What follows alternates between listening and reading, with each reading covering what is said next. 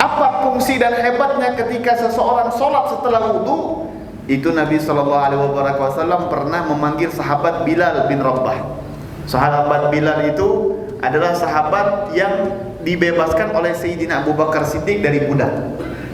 Jadi Sayyidina Bilal, kalau kita globalin cerita tentang beliau itu orang yang tidak memiliki keluarga, tidak memiliki jabatan, tidak memiliki kekayaan, bahkan termasuk golongan orang-orang yang kecil pada saat itu, bukan termasuk dari kaum besar, bukan dari kaum Quraisy, beliau juga bukan datang dari kabilah Bani Hashim dan lain sebagainya, bukan orang asing lah bisa dibilang, nggak punya martabat sama sekali.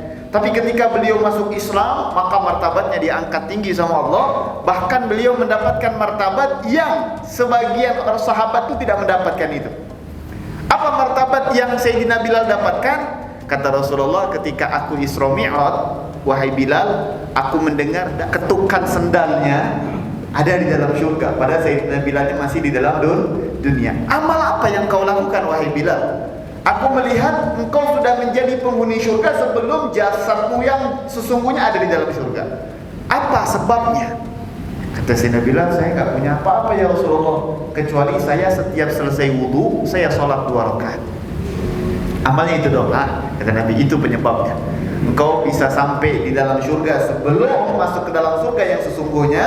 Artinya penghuni surga itu sudah rindu sama Sayyidina Bilal bin Rabah.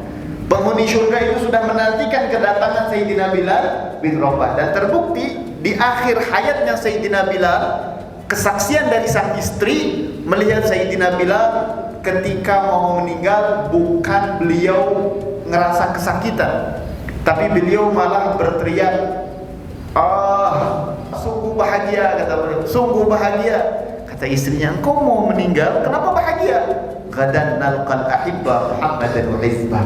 Karena esok aku akan berjumpa dengan Nabi Muhammad dan kelompok umat Nabi Muhammad di dalam akhirat Allah Subhanahu wa ta'ala. Karena beliau meninggalnya setelah Nabi meninggal. Jadi sakaratul mautnya itu senang, bahagia, udah siap berjumpa dengan Allah Subhanahu wa ta'ala. Nah, maqam derajat Sayyidina Bilal tadi tidak secara khusus diberikan kepada Sayyidina Bilal.